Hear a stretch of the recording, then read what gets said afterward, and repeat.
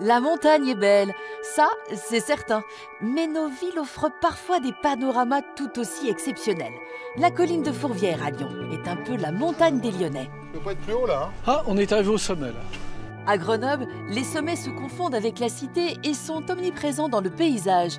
Et dès qu'on prend un peu de hauteur, ça sent tellement la montagne qu'on s'y croirait presque. Grenoble, c'est quand même la seule ville de France où on peut se balader en plein centre avec son matériel de ski sans avoir l'air idiot. À Clermont-Ferrand, tout ici nous rappelle cette longue histoire d'amour entre la ville et ses volcans. Et il paraît que quand il n'y a pas de nuages, le Puy-de-Dôme est juste entre les deux flèches vues d'ici. Lyon, Grenoble et Clermont, Laurent nous emmène aujourd'hui pour une balade un peu perchée sur le toit des villes. Bien qu'adossé au premier contrefort du Massif central, face à la chaîne des Alpes, Lyon est bien loin des montagnes qu'elle aime contempler. Et pourtant, c'est la seule ville de France où l'on pouvait skier en plein centre, il n'y a pas si longtemps. Entre les toits de la basilique et l'ancienne piste de la Sarraz, Fourvière nous révèle ses secrets. Perchée sur la colline, la basilique de Fourvière fait partie des traditionnelles visites lyonnaises. Depuis sa construction, son architecture quelque peu ostentatoire s'impose aux habitants comme une évidence. Mais la redécouvrir avec Jean-Luc Chavant prend subitement un tout autre intérêt. On se faufile comme par magie dans de fascinantes coulisses, réservées d'habitude aux intimes. On rentre pas par là, je suppose. Hein. Non, ça c'est pour les touristes. Tu connais les petites portes de derrière, toi. La porte insolite, c'est celle-ci. Allez. On a l'impression de grimper sur un phare. Je me rappelle, je venais là quand j'étais petit avec ma grand-mère.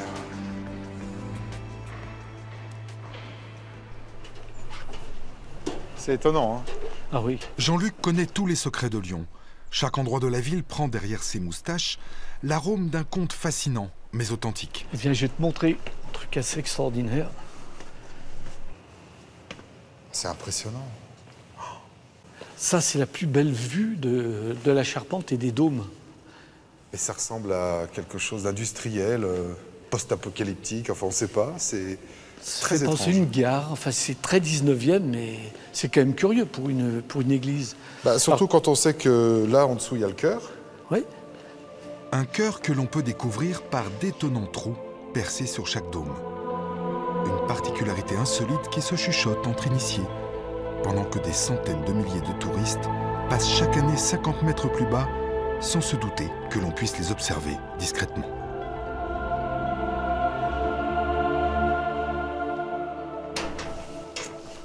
Ah bah voilà, je peux pas être plus haut là. Hein. Ah, on est arrivé au sommet là.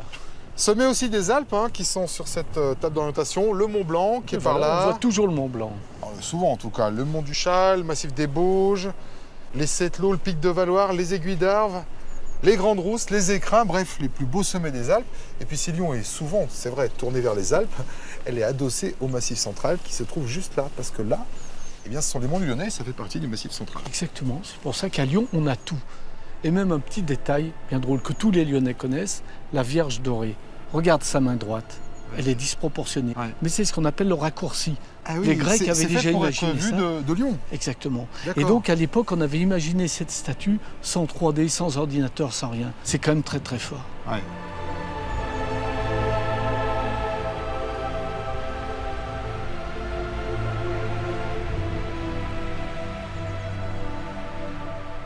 Tu vois, moi je m'en lasserai jamais, je crois. Alors en fait, on voit aussi quelque chose d'ici, c'est l'organisation symbolique de la ville. Fourvière, la chrétienté. Dominant. En position dominante. La Part-Dieu, le pouvoir économique. Oui. Mais avec une tour qui monte exactement à la même altitude que le parvis de Fourvière, et tout ça, c'est pas un hasard. C'est normal parce qu'à l'époque, au 19e siècle, la religion dominait tout. Mais quand même, on a voulu se rattraper avec ces tours pour qu'on soit égalité. Donc l'industrie ou le commerce ou les affaires sont égalité avec la religion. C'est très discret. Comme tout à Lyon, tout est discret. Mais on sent quand même que les forces s'opposent. Malgré la modeste altitude de ces collines, on pouvait jadis faire du ski toute l'année, à Lyon, sur l'historique piste de la Sarraz, juste derrière Fourvière. Altitude de 280 mètres, et oui, la piste de ski de la Sarraz est maintenant utilisable par tous les Lyonnais. En effet, samedi dernier, la piste bleue a été officiellement ouverte au public. Tous les skieurs n'auront plus à se déplacer, ils pourront se livrer à leur sport favori sur place. La piste artificielle aura un énorme avantage, c'est de permettre aux néophytes de faire leurs premiers pas sur des planches. Bah, y a du dénivelé, hein. Ah, ça monte, hein. Ouais. On s'en rend pas compte, c'est la montagne. Et alors, mine de rien, on est en train de grimper sur une véritable piste de ski dans le 5e arrondissement de Lyon, qui arrivait à la cote 280 mètres d'altitude. Exactement. Alors, une véritable piste de ski, la pente est véritable, mais le revêtement était en plastique, c'était des poils. Oui. Et c'est Pradel qui avait inventé ce truc-là en 64 et elle a duré jusqu'en 75 quand même. Et oui, parce qu'il y avait même un télésiège, hein, ici, Exactement. qui remontait. C'était très bizarre en pleine ville. Et oui, il y avait Pradel, des skieurs dessus, Ouais. qui devaient être quand même bien équipés. Tiens, attends, regarde, ça, voilà. Ah, ça fait du bien. Ça, c'est un mélèze. Et t'as besoin de toucher les arbres. Un arbre de montagne. Voilà, ça y est, c'est fait. Qu'est-ce qu'il fait là, d'ailleurs? C'est marrant, hein. Il a été planté. Parce Il que était je pense- planté, bien sûr, oui. Une piste de ski presque grandeur nature que les Lyonnais se sont peu à peu appropriée, au point d'accueillir en 1973 les skieurs de l'équipe de France qui ouvrirent cette année-là la compétition de ski parallèle version cadet et benjamin.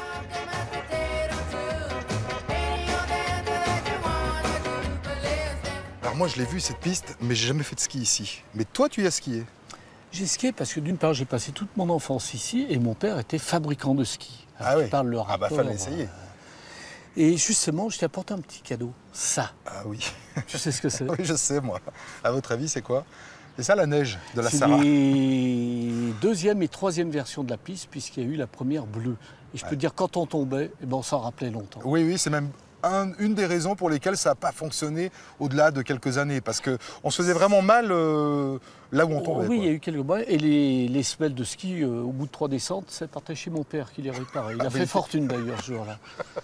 Dis-moi, j'ai promis qu'on ferait cette émission sans parler de Guignol, du Vieux-Lyon et de la gastronomie. Mais on est quand même en situation de pique-nique. Ouais, écoute, Pas de Beaufort, pas de Roblochon non plus. T'as pas pu t'empêcher d'amener... non, mais voilà, deux, petit trois Saint-Marcelin quand même. Mais regarde, j'ai même des verres. J'ai pas la nappe à carreaux rouge et blanc. Est-ce qu'on explique quand même que le Saint-Marcelin à la lyonnaise ne doit pas être coulant, mais ne doit pas être plâtreux? Juste le milieu, tout est lyonnais. Voilà. Et d'ailleurs, les vrais lyonnais le mangent à la petite cuillère. Voilà. Voilà, Hop, pique-nique sur une piste de ski dans le 5e arrondissement de Lyon. avec la montagne de la Croix-Rousse en face. Parce qu'il s'agit bien d'une autre montagne. Allez, Ah, tiens. À Grenoble, la montagne, la vraie, est omniprésente et la ville est en prise directe avec les sommets environnants. La Bastille est l'observatoire privilégié des Grenoblois, qui ont peut-être oublié un autre point de vue sur la ville, la Tour Perret, fermée au public depuis de nombreuses années. Mais rien que pour nous, la vieille dame nous ouvre ses portes. Au pied des massifs de Beldon, de la Chartreuse et du Vercors, la cité alpine s'est développée au fil des siècles sur un terrain d'une platitude extrême, résultat d'un travail glaciaire millénaire. Vu du ciel, c'est le fameux Y grenoblois au carrefour des vallées du Drac et de l'Isère. En rive gauche de l'Isère, au pied de la Chartreuse, se situe le centre historique. C'est le point de départ du site le plus visité de Grenoble, la Bastille, qui surplombe la ville à 476 mètres d'altitude. alors évidemment, quand on va à Paris, on visite la Tour Eiffel, et quand on va à Grenoble, on prend les bulles. Salut Yves. Salut Laurent. Alors va ça, c'est l'attraction touristique de Grenoble, hein. On a envie d'y aller dès qu'on arrive dans la ville. Absolument, oui, c'est nos bulles et c'est notre Bastille là-haut. La Bastille, un fort militaire du XVIe siècle dont la mission initiale était de défendre la ville contre les assaillants venus de la montagne et qui, fort heureusement, n'a jamais servi, ou presque. En revanche, c'est devenu l'un des meilleurs points de vue sur la métropole. Alors dans les années 30, l'ancien maire Paul Mistral eut l'idée d'y faire construire un téléphérique pour offrir un bol d'air facile et sans effort aux travailleurs grenoblois.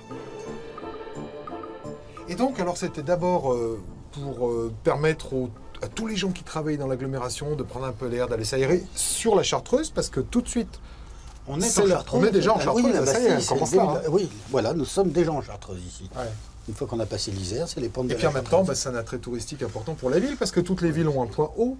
Oui, et ici, surtout qu'on a une ville extrêmement plate, et c'est le point haut, le seul point haut de la ville. Le téléphérique de la Bastille est l'un des tout premiers téléphériques urbains au monde, avec ceux de Rio et de la ville du Cap, en Afrique du Sud. Sa forme actuelle en bulle de plexiglas date de 1976, un design totalement innovant pour l'époque et qui, 40 ans plus tard, tient toujours la route. Là, c'est la troisième génération de téléphériques. Il y a eu la première, de 1934 à 1951. Après, on avait une cabine rectangulaire tout à fait classique qu'on trouve dans toutes les stations de l'époque, des années 50-60. Et ces bulles-là datent de 76. Et alors dis-moi, l'histoire de ces bulles, elle est sans accroc, ça s'est toujours bien passé, parce que j'ai quand même retrouvé une petite archive, Alina, Ouais. assez rigolote. Il n'y a pas eu On voit beaucoup. une petite évacuation. Le jour de l'inauguration, il y a eu effectivement un incident mécanique qui a fait qu'il était nécessaire de faire une évacuation. Et donc on a fait un vol un vol en hélico, quoi. Oui, C'était bah pas voilà, prévu. ça pouvait pour certains d'entre les passagers de faire un Vu premier la tête baptême du monsieur, je d'hélico. suis pas sûr que ça lui plaisait beaucoup. Ce qui est marrant, c'est qu'il y avait dans les bulles tout ce qui comptait de gratin dauphinois pour le coup, puisque Ah ouais. c'était une inauguration en très grande pompe. Ah, on arrive à la Bastille. C'est pour ça que les bulles ralentissent. Je trouve qu'elles ont une forme vraiment très sympa, ces bulles. C'est vraiment c'est des bulles. une des images de Grenoble. Hein. Ah oui, oui, oui. Ah oui. Tu comprends mieux. Oui, et le puis la plaisir ville, qu'on a, là. on l'a sous les yeux, sous les mains presque. C'est magnifique. Regarde un peu la ville. Elle est juste à nos pieds. Et d'ici, on a le privilège de pouvoir admirer comme vue du ciel celle qu'on considère comme la plus longue avenue de France. Le cours Jean Jaurès, qui était le cours de Saint-André, qui va de Grenoble, enfin des quais, jusqu'à Pont-de-Claix. Ouais. Et oui, il y a plus de 8 km de long, mais comme c'était beaucoup plus long que les Champs-Élysées, qu'il ne fallait pas vexer les Parisiens, on l'a coupé en 3. Cours Jean Jaurès, cours de la Libération, cours de Saint-André. Ouais, enfin ça fait quand même Comme plus de 8 km. Oui, mais ça fait 3 fois 3, à peu près. Yves habite cette ville depuis qu'il est gamin.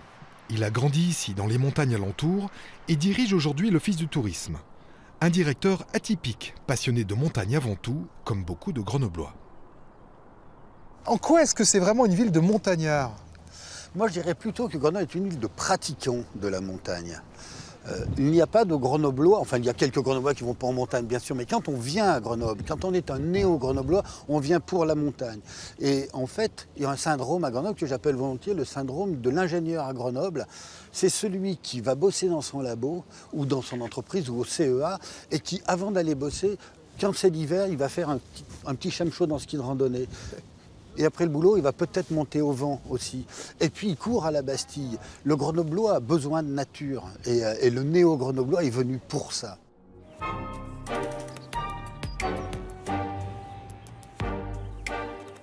Yves, on a quitté le centre-ville, hein, sous la Bastille, près de la place Grenette. Là, c'est la ville plus récente, construite dans les années 50-60. C'est ça. Et puis il y a ce parc magnifique, très ouvert. Oui, très ouvert, surtout pas fermé du tout. Hein. C'est le poumon vert de la ville, accessible à tous et de partout.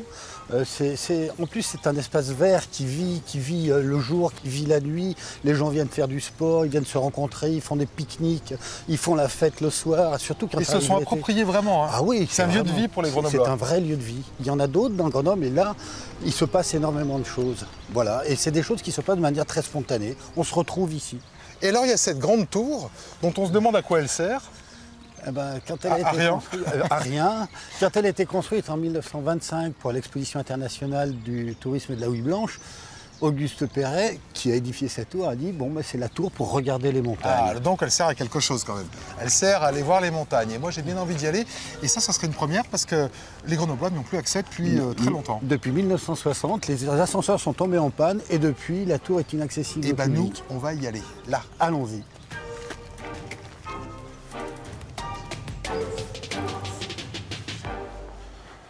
Donc voilà, plongée au début du XXe siècle. Dis donc, c'est impressionnant. Hein. 1924. Ah ouais. Et tu sais combien il y a de marches? Je sais combien il y a de mètres. En gros, on va monter 90 mètres. Bon. Et des marches, non, je ne les ai pas comptées, mais si tu veux, tu peux commencer là. Tu veux peut-être prendre l'ascenseur? Celui-là, non. Depuis sa fermeture au public dans les années 60, rien ou presque n'a bougé. Alors là, de temps en temps, il y a des petits colimaçons. Il s'amusait, l'architecte, en fait. Ben oui, c'était pour montrer qu'avec le béton, on a beaucoup de souplesse de construction. Donc voilà, c'est surtout une tour pour montrer la performance du béton qui était un tout nouveau matériau à ce moment-là. Mais un béton qui a mal vécu les assauts du temps, d'où la fermeture au public. C'est une ambiance un peu surréaliste à la Métropolis, ce film de Fritz Lang qui a été fait à peu près à la même époque, avec des formes un peu bizarres. C'est très étrange comme structure. C'est solide, Yves? Oui, non, c'est pas solide, c'est pour ça qu'il y a quelques projets de réhabilitation qui sont dans l'air, et c'est aussi pour ça qu'elle est fermée depuis 1960. Ah ouais. Elle peut tomber d'un moment à l'autre. C'est ça. Et pas maintenant alors. Ah bah voilà, on est arrivé? Et non, Non? c'est juste le premier niveau.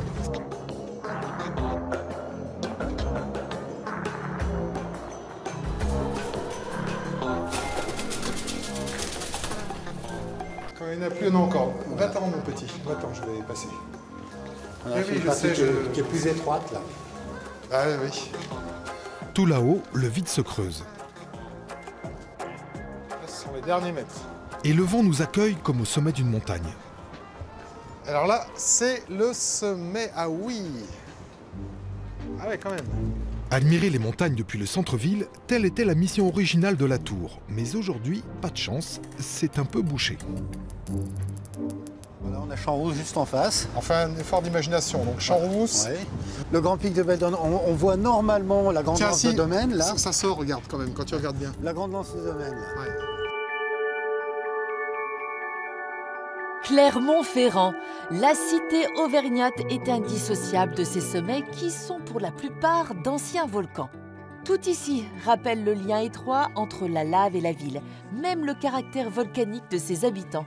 Mais oui, bien sûr, on ira en montagne tout à l'heure, les volcans ils sont juste derrière. Mais quand même, pour une fois, je voulais vous faire découvrir le centre-ville de Clermont, qui gagne vraiment à être connu. C'est une très jolie petite ville, et notamment ce bâtiment derrière moi, qui est le plus connu d'entre tous, c'est la fameuse cathédrale, construite en pierre de Volvic. Et on va aller là où personne n'a le droit d'aller habituellement.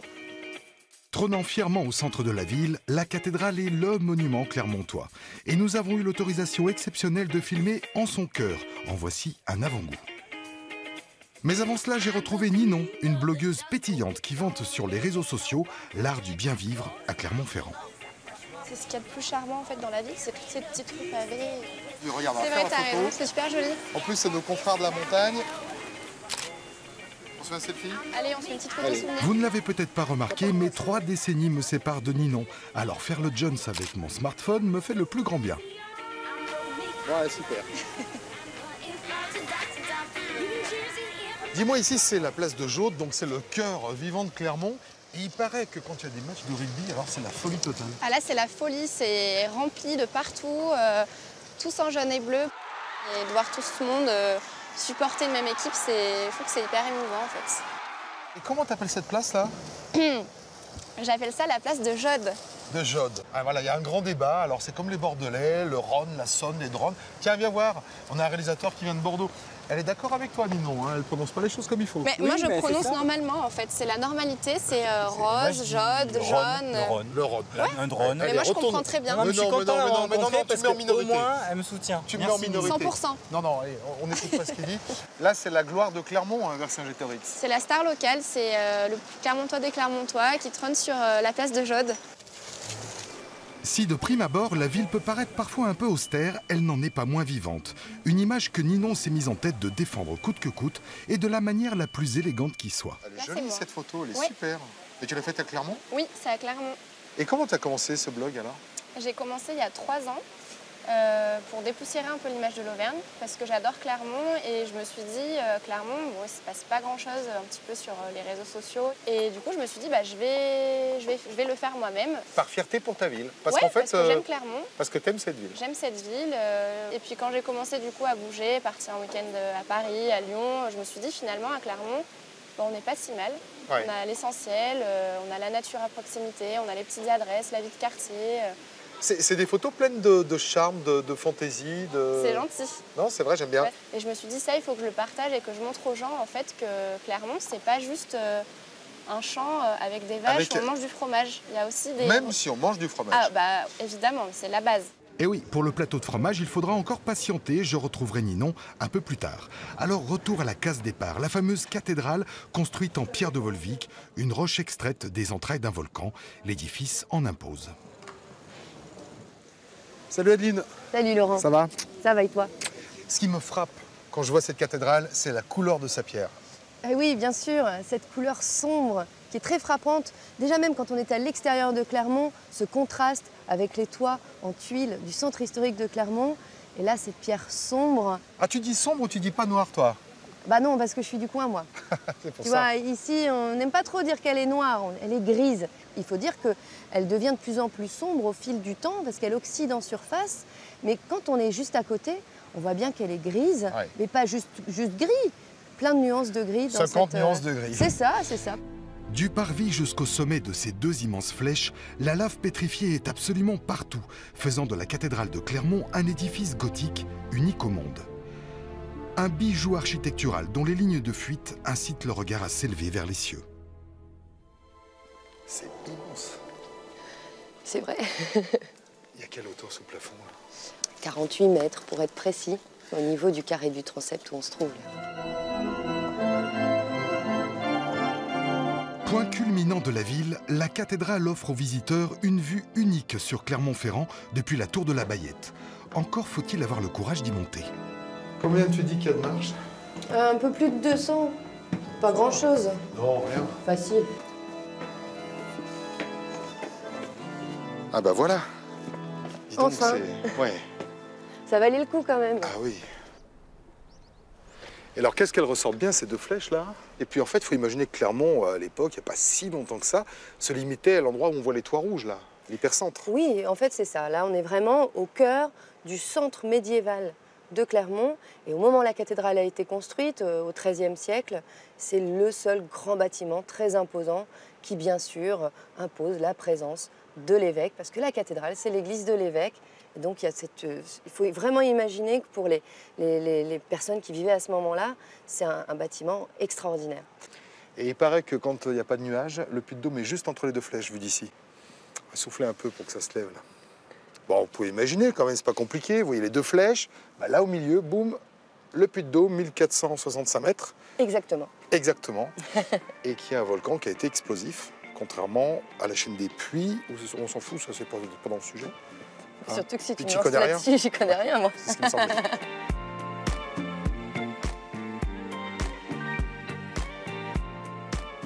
Alors tout à l'heure, on était au sommet de la cathédrale. On a pu voir le rapport entre cette fameuse cathédrale et la chaîne des puits. Mais quand on descend dans les sous-sols de la ville, devinez ce qu'on trouve? Un volcan. Eh oui, il y en a partout.